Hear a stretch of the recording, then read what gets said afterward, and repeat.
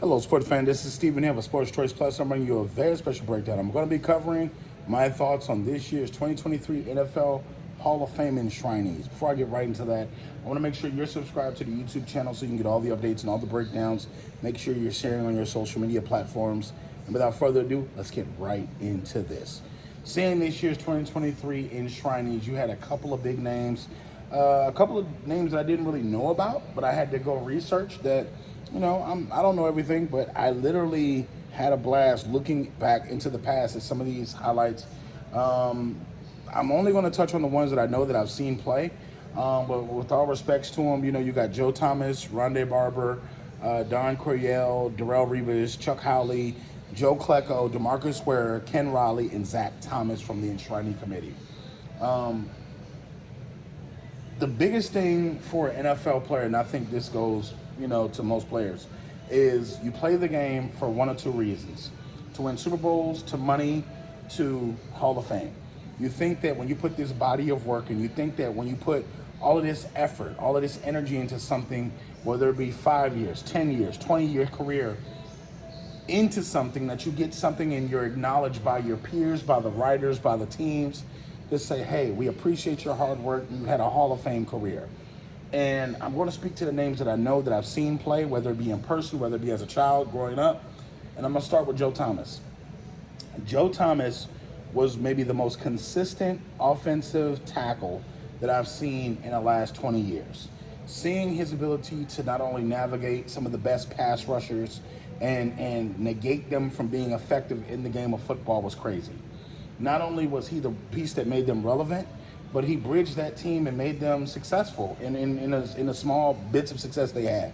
While they never won a Super Bowl, while they never reached the peak of some playoff status and doing all these things, his single career, I think at one point in time, it took him a couple of years to get a penalty. Seeing what he was able to do for this Browns team and seeing how he's able to elevate any quarterback that played with him, even though he had a number of quarterbacks back there, was phenomenal. He was the instant protector, the bodyguard. So that was cool to see him get enshrined. You look at Rondé Barber, playing for the Tampa Bay Buccaneers and seeing how he was one of the pioneers of the Tampa 2. Seeing how he sat on that corner and he made people work to get those catches. He worked those running backs to get the extra yards. He was one of those running backs that put his nose into the pile to make sure that those running backs weren't getting extra yards. He was not just a corner that was just out there just catching interceptions and only doing, no, he did the dirty work. There was times that he was called to travel a little bit, but for the most part, he was Tampa 2. And Tony Dungy's defense and seeing what he did for the Bucs and seeing how well he played. A constant professional, a constant pro. Next up, we have DeMarcus Ware, one of the best linebackers / right ends, left ends that the Cowboys have ever had. Seeing how he not only did that for them, but he did it for the Broncos as well, helping them win a Super Bowl with Von Miller. Seeing how he was able to not only teach, but he was also a part of some special defenses that had hellific games, if you will. I don't even know if hellific is a word, but the way that he went out and the way that he trashed offensive linemen, the way that he attacked the quarterback, the way that he got sacks, the way that he essentially attacked the line of scrimmage. That's what makes DeMarcus Ware special.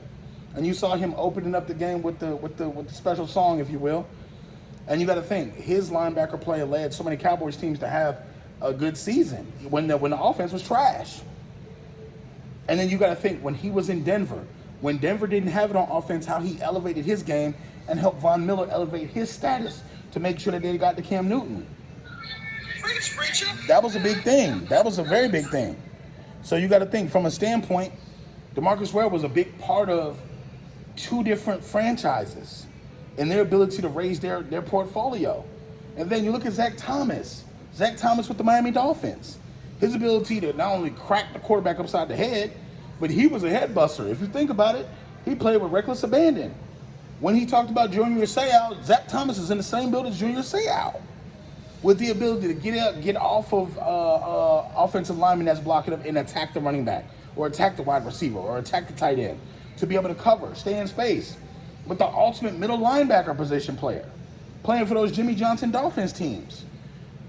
So you got to think, these guys, and let's not talk about Revis, Darrelle Revis, one of the best corners. When you think about Revis, what do you think about? Revis Island. him being on one side of the field and daring you to throw the ball to that side of the field. The baby Deion Sanders. The ability to sit down, the ability to say, you know what, you're not getting 100 yards this game. When you look at the names of like Randy Moss, Chad Johnson, Santana Holmes, Santonio Holmes, when you think of the likes of any guy you could think of during those seasons that was the Calvin Johnsons, anybody that was a prolific receiver, Larry Fitzgerald, that came to play him, essentially had their career worst game that day. And it's because of what he did on the field. Rex Ryan and those defenses for the Jets were phenomenal. Not just at his position, but other different positions too. So these guys are all deserving of the Hall of Fame. I don't think there was a single name that I saw that wasn't deserving. Shout out to the whole 2023 class of enshrinees. Every single person on that list deserves to be in the Hall of Fame. I don't have no gripes about the list. What do you guys think? Get in the comment section below. Definitely check out Sports Choice Plus on the YouTube platform so we can continue debating each and every week. And I'll see you on the very next video.